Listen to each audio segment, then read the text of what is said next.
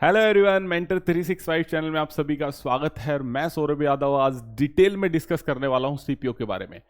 कैसे आप सीपीओ में सिलेक्शन ले सकते हैं, कैसे सीपीओ में 150, 160, 170 प्लस स्कोर किया जाता है। बहुत सारे बच्चे कंफ्यूज रहते हैं कि सर हमारे तो 110 नंबर भी नहीं आते, आप लोग कैसे 170, 180 नंबर तक की बातें कर लेते हैं। तो भाई आज डिटेल में मैं आपको बताने वाला हूं कि जो बच्चा 160, 150 से ऊपर जो नंबर स्कोर करता है वो क्या अलग से करता है, क्या अलग उसकी स्ट्रेटेजी रहती है। मैंने खुद क्या अलग किया जिसकी वजह से मेरी ऑल इंडिया रैंक 79 आ गई, और लोगों से हटके आपको क्या करना चाहिए बिल्कुल डिटेल में डिस्कस करने वाला हूं।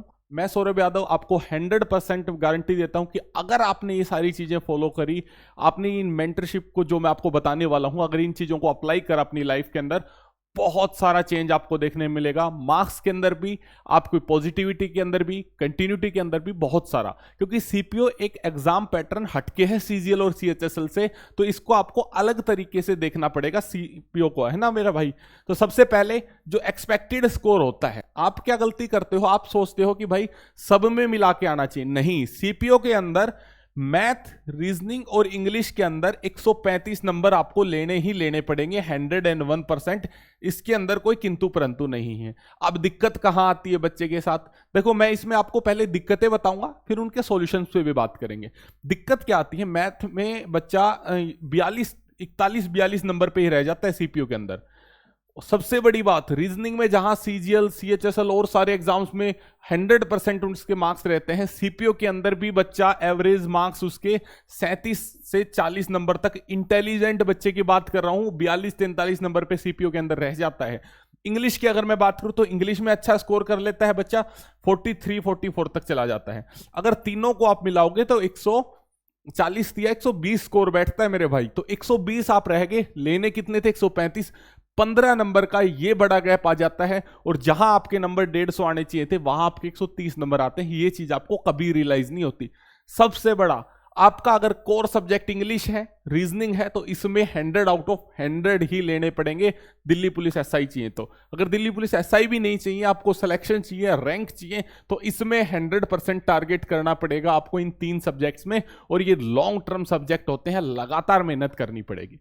टाइम टेबल की भी बात करेंगे, कैसा आपको टाइम टेबल बनाना चाहिए, और एज और फॉर्म की लास्ट में बात करेंगे कि अब की बार जो 2023 के अंदर जो सीपीओ भरा जाने वाला है उसके अंदर एज कब से काउंट होगी, वो चीज भी डिस्कस करेंगे, लेकिन लास्ट में डिस्कस करेंगे। अब सुनो मेरे भाई, आपके पास 90 दिन रह गए हैं। 90 दिन का आपका क्या प्लान होना चाहिए? पहला प्लान होना चाहिए थ्योरी। आपको अगले 60 दिन में, 60 डेज में कम से कम 2 रिवीजन लेने हैं थ्योरी के। क्या लेने हैं? इंग्लिश में थ्योरी के 2 रिवीजन, 2 रिवीजन लेने हैं। कितने दिन में? अगले 60 दिन में, 60 डेज में। कोई दिक्कत नहीं है। उसके बाद वोकैब आपकी चलती रहेगी। अगले 60 दिन में कम से कम 2 बार वोकैब रिवाइज कर दो, 30 दिन में 1 बार, फिर अगले 30 दिन में 1 बार। लगभग वोकैब कितनी है? लगभग अगर आप 6000 वोकैब का टारगेट लेके चल रहे हैं तो आपको 2 महीने लगेंगे लगभग। आप अपने टाइम डिवाइड कर लो, 100 वोकैब डेली की करते हो तो 60 दिन में आप कवर कर सकते हो। तो आपको वोकैब एक रिवीजन पूरा लेना पड़ेगा 100%। मैं उम्मीद कर रहा हूं आपकी तैयारी अच्छी है और एक रिवीजन आप पूरा ले सकते हैं अगले 60 डेज में। यह आपको इंग्लिश में करना पड़ेगा। दूसरी बात, सीपीओ के अंदर आप वोकैब को हल्के में नहीं ले सकते। 50 क्वेश्चन अगर आपको देखने को मिलेंगे तो 20-22 क्वेश्चन वोकैब रिलेटेड आपको देखने को मिल सकते हैं बढ़िया तरीके से। 20-22 नहीं तो 15-16 तो पक्का ही पक्का है। सीजीएल में तो 50-50 आता है 100%। यहां पे आपको कंप्रीहेंशन क्लोज टेस्ट ज्यादा नंबर का देखने को मिलता है, लेकिन फिर भी मैं आपको कहूंगा वोकैब का एक अच्छा खासा पोर्शन, अच्छी खासी वेटेज आपको देखने को मिलती है। तो अगले 60 दिन में आपको ये रिवीजन एक बार लेना है, इसका टारगेट आप बना लो। अब डेली कितने घंटे कर सकते हो वो आप अपने हिसाब से देख लेना। नेक्स्ट, रीजनिंग कितनी करनी है? तो मेरे भाई रीजनिंग आपको डेली, रीजनिंग आपको टारगेट करना है कि डेली 1 घंटा रीजनिंग करनी है, और 50 क्वेश्चन तो कम से कम मैं सोल्व करूं। इतनी स्पीड तो एटलीस्ट आपकी होनी चाहिए कि 1 घंटे में 50 क्वेश्चन आप करो। टॉपिक कितने हैं अपने? 24 से 26 टॉपिक हैं। एक अलग से वीडियो बना दूंगा रीजनिंग के ऊपर, टॉपिक लिस्ट भी बता दूंगा, आप एक बार कमेंट जरूर करना। तो लगभग 50 क्वेश्चन डेली के आपको हर टॉपिक वाइज करने हैं। एक टॉपिक के 50 क्वेश्चन करें, आगे बढ़ जाओ। अगले टॉपिक के 50 क्वेश्चन करें, आगे बढ़ जाओ। ऐसे करते करते रीजनिंग में टॉपिक वाइज आपको 2 रिवीजन 100% लेने हैं। मैंने आपको दिखाया बच्चा मार कहां खाता है, बच्चा मार यहां खाता है कि एवरेज 100% यहां पे रह जाता है। रीजनिंग में 47 से 42 नंबर के बीच बच्चा रह जाता है। आपको यह गलती नहीं करनी, आपको 1 घंटा रीजनिंग को देना ही देना है। आपको चाहे कितना मर्जी कॉन्फिडेंस क्यों ना हो अपनी रीजनिंग पे, आपको अपनी कैलकुलेशन पे कितना विश्वास क्यों ना हो, पर रीजनिंग को 1 घंटा देना नहीं छोड़ना, अगर 150 का स्कोर आपके दिमाग में है तो।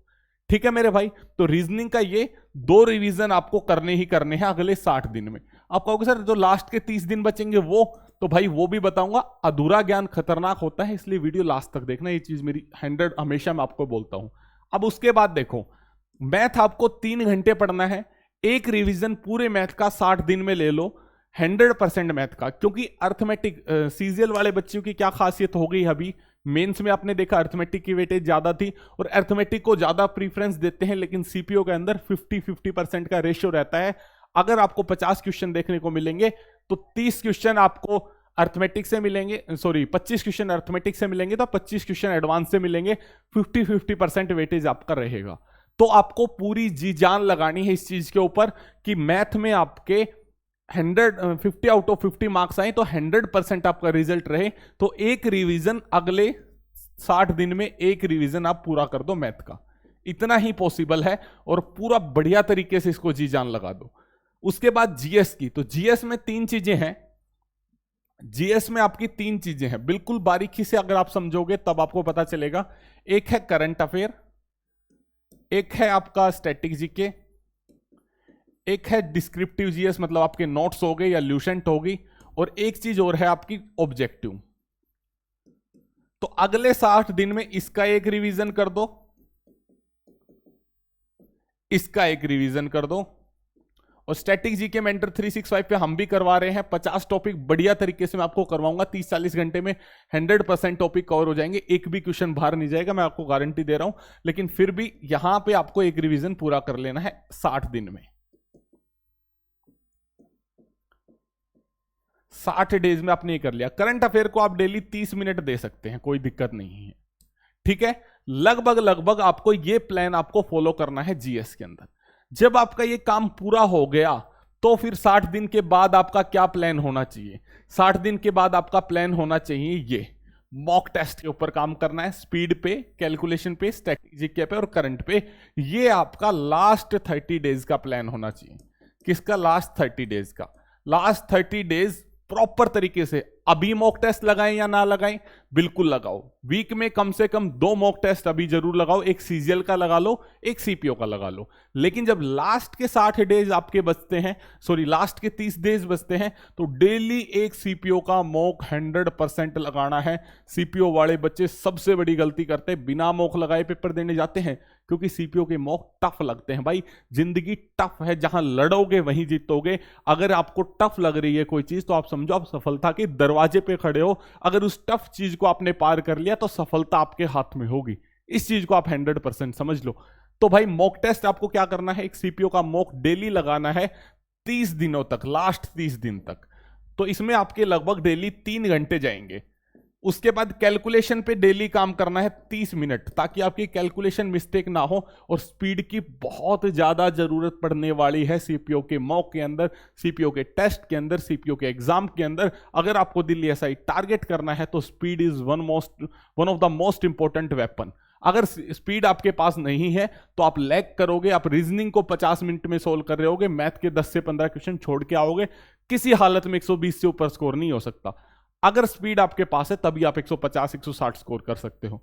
उसके बाद स्टैटिक जीके मॉक की भी मैं बताऊंगा कि कितना टाइम किस सब्जेक्ट को देना चाहिए, वो चीज भी डिस्कस करेंगे। एज के बारे में भी बात करेंगे कि कितनी एज वाले बच्चे फॉर्म भर सकते हैं। स्टैटिक जीके के अंदर आपको क्या करना है? डेली 1 घंटा लास्ट में देना है और डेली 1 घंटा आपको करंट को देना है। क्यों देना है मेरे भाई? 20 क्वेश्चन स्टैटिक और करंट से आने वाले हैं। 20 नंबर बहुत बड़ी बात हो जाती है। एक सब्जेक्ट हम मैथ है, मान लो 50 नंबर का आ रहा है, तो हम उसको कितना टाइम दे रहे हैं? आधा टाइम दे रहे हैं। तो क्या 30 घंटे भी हम नहीं दे सकते स्टैटिक और 60 घंटे भी हम स्टैटिक और करंट को नहीं दे सकते जो 20 नंबर की आ रही है। 100% देने चाहिए। लास्ट के 30 दिन इन पर जी जान लगा के काम करना चाहिए। इससे ज्यादा भी पढ़ सकते हो तो पढ़ो, चाहे 3 घंटे 1.5 घंटा पढ़ दो, दोनों को कोई दिक्कत नहीं है, कोई गलती नहीं है। 3 घंटे यहां से 3 घंटे 6 और आधा घंटा कैलकुलेशन, 6.5 घंटे ये लास्ट के दिनों में आपको करना है। उसके बाद एक काम और करना है, मिक्स सीट जरूर लगानी है। कैसे? रीजनिंग के मिक्स आपको क्वेश्चन जरूर प्रैक्टिस करने हैं। 25-25 क्वेश्चन हो गए, 10-10 15-15 क्वेश्चन हो गए, मिक्स प्रैक्टिस करो, कोई दिक्कत नहीं है। इंग्लिश के लास्ट, अब देखो सब्जेक्ट वाइज और बता देता हूं आपको। लास्ट 30 दिन सब्जेक्ट वाइज क्या करें, रीजनिंग के अंदर लास्ट 30 दिन में क्या करें, आप क्वेश्चन सेट लगाएं। अगर आपके मॉक के अंदर 50 में से 48 नंबर आ रहे हैं तो आपको एक क्वेश्चन सेट लगाने की जरूरत नहीं है। लेकिन अगर 41, 42, 43 आ रहे हैं तो क्वेश्चन सेट जरूर लगाएं। क्या करा आपने, सीजीएल का पेपर लगाया, उसमें से रीजनिंग लगा के सबमिट कर दी, या सेक्शनल मॉक आपने लगा लिया। ये लास्ट के 30 दिन करना है। उसके बाद मैथ के अंदर आपको क्या करना है, ऐसे ही आपको क्वेश्चन सेट लगाने हैं। Previous year CGL, CHSL, CPO सारे एग्जाम्स को कवर कर डालो, पूरी जान लगा दो इसके अंदर। आप ये समझो, इंग्लिश के अंदर आपको क्या करना है, इंग्लिश के अंदर कुछ नहीं करना, आपको किरण चैप्टर वाइज से प्रैक्टिस करनी है। डेली एरर लगाने हैं, डेली बेसिस पे 2 घंटे 1 घंटा आप उसको देना है। एरर लगा रहे हो, कभी सेंटेंस इंप्रूवमेंट, कभी फिलिंग द ब्लैंक्स, कभी कंप्रीहेंशन, कभी क्लोज टेस्ट, कभी PYQ लगा रहे हो, PQRS लगा रहे हो, तो सारी चीजों को आपको टाइम देना है। ठीक है मेरे भाई, वोकैब भी आपको प्रैक्टिस करनी है किरण से। ये आपको काम 101% करना है लास्ट के दिनों में, इससे ज्यादा हड़बड़ी नहीं होनी चाहिए। 60 दिन में आपने क्या करा, एक रिवीजन शेड्यूल बना लिया। लास्ट के 30 दिन में क्या करा, उस रिवीजन पे, अगर रिवीजन ना हो पाए, भाड़ में जाए, कोई दिक्कत नहीं है, लेकिन ये प्रैक्टिस चीजें जरूर करके जाओ, तब आपको एक बूस्टर स्टेज आप देखने को मिलेगी। ठीक है मेरे भाई, अब लास्ट में आ जाते हैं मॉक कैसे सोल्व करना चाहिए। मॉक में आपको रीजनिंग के 50 क्वेश्चन मैक्सिमम से मैक्सिमम 36 मिनट से 38 मिनट में पूरे कर लेने चाहिए। उसके बाद इंग्लिश के आपके 50 क्वेश्चन 16 मिनट तक आपको कंप्लीट कर लेने हैं। उसके बाद जीएस के आपके 50 क्वेश्चन 6 से 7 मिनट में आपको कंप्लीट कर लेने हैं। उसके बाद देखो 16 और 7 23, 23 और 6 29 और 30, लगभग 1 घंटा आपके पास, 61 मिनट आपके पास बच गई है मैथ के लिए। और ये टाइम आपको बचाना ही बचाना पड़ेगा। 61 मिनट मैथ के लिए आपको 100% सेव करनी पड़ेगी अगर आप 50 में से 50 नंबर लेना चाहते हैं, क्योंकि एडवांस मैथ के भी क्वेश्चन मिलेंगे। TCS lengthy calculation based question पूछ रहा है, तो वो चीज भी आपको देखने को मिलेगी। दूसरा, नॉर्मलाइजेशन आपको बहुत हेल्प करेगा 150 160 से ऊपर जाने में, तो जी जान लगा दो अपनी 100%। अब आ जाओ, एक डाउट आपका रह गया एज वाला। एक डाउट आपका रह गया एज वाला। तो एज देखो, पिछली बार जब अक्टूबर में फॉर्म भरे गए थे तब 1 जनवरी से एज काउंट हुई थी। अब की बार तो 20 जुलाई से 13 अगस्त फॉर्म भरे जा रहे हैं। तो मेरे हिसाब से जो एज काउंट होगी वो 1 जनवरी 2023 से काउंट होगी। ठीक है मेरे भाई, तो इस कंफ्यूजन में ना रहे, अपनी मेहनत करते रहे। आपके पास और कोई अल्टरनेटिव ही नहीं है, आपको एग्जाम्स की ही तैयारी करनी पड़ेगी। एक मिडिल क्लास बंदा सिर्फ पढ़ सकता है, मेहनत कर सकता है, और उसके पास कोई अल्टरनेटिव नहीं है। तो लड़ना पड़ेगा, जबरदस्त तरीके से लड़ाई लड़ो। इस एग्जाम में मान लो ओवरेज हो भी गए हो तो किसी दूसरे एग्जाम में सिलेक्शन हो जाएगा, कहीं ना कहीं पार जरूर पड़ेगी, लेकिन अगर कंटिन्यूटी बनाए रखोगे तो ये एक मैंने आपको कम टाइम में बढ़िया तरीके से बताने की कोशिश करी है कि सीपीओ की तैयारी कैसे कर सकते हैं। जबरदस्त तरीके से जान लगानी पड़ेगी सीपीओ के लिए। अभी अगर आपको अपनी कंधे पे 2 सितारे चाहिए, सीपीओ के अंदर आपको सब इंस्पेक्टर बनना है, दिल्ली पुलिस एसआई लेनी है, सीएपीएफ के अंदर फोर्सेज में जाना है, आईटीबीपी में सब इंस्पेक्टर लगना है, सीआईएसएफ का आपका सपना है, तो 100% जान लगानी पड़ेगी। इतनी मेहनत, इतनी एनर्जी आपको खर्च करनी पड़ेगी, तब जाके सैल्यूट मिलता है मेरे भाई। एक इंसान आपको 2 सितारे लगे हुए वर्दी के अंदर दिखता है, चमकता हुआ उसका चेहरा, लेकिन उस चेहरे के पीछे कितनी मेहनत छिपी हुई है, कितने सालों की मेहनत, कितनी रातों की मेहनत उसके पीछे छुपी है, वो आपको नहीं पता। तो इसलिए मैं आपको फिर कह रहा हूं, 100% जान लगा दो। 90 दिन है, 10 घंटे पढ़ना ही पढ़ना पड़ेगा। अगर आप सोचो कि लास्ट के 90 दिन भी मैं 5 घंटे 6 घंटे पढ़ के काम चला लूंगा, तो कुछ नहीं होने वाला। कोई भला नहीं होने वाला। हालांकि सीपीयू कट ऑफ कम जाती है, बट पूरी लाइफ स्ट्रगल करोगे बॉर्डर के ऊपर। अगर आपको बढ़िया जॉब चाहिए तो मेहनत करो, 90 दिन है, जान लगा दो। ठीक है मेरे भाई, तो मिलते हैं नेक्स्ट वीडियो में नेक्स्ट सेशन के साथ। अगर चैनल सब्सक्राइब नहीं किया तो प्लीज सब्सक्राइब कर लो, टेलीग्राम ग्रुप ज्वाइन कर लो फॉर मोर अपडेट्स। जुड़े रहे मेंटर 365 के साथ। Thank you, bye bye, take care, जय हिंद।